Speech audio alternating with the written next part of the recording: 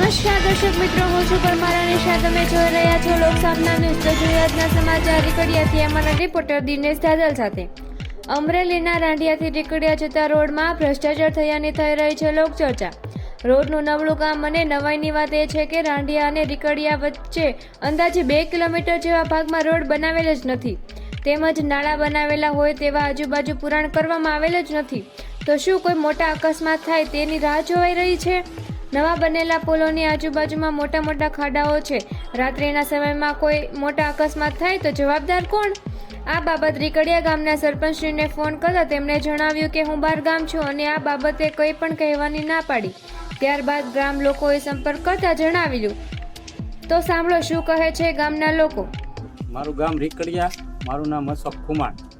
રીકડિયાથી રાંડિયા જતો રસ્તો છે તે વચ્ચે 1 કિલોમીટર જેટલો હાવ મૂકી જ દીધો છે અને કામ તદ્દન એમાં બાકી છે.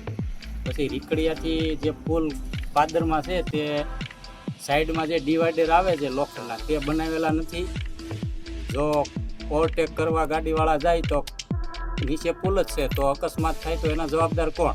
એવા 2 પુલમાં કામ મૂકી દીધેલું છે અને આગળ જતા 1 કિલોમીટર તદ્દન હાવ કામગીરી રોડની કોઈ પણ જાતની કરી જ નથી અને હાવ નબળી છે. અને આ કામ તાત્કાલિક પૂરું થાય એવી અમારે મુખ્યમંત્રીને સરકારને રજૂઆત છે.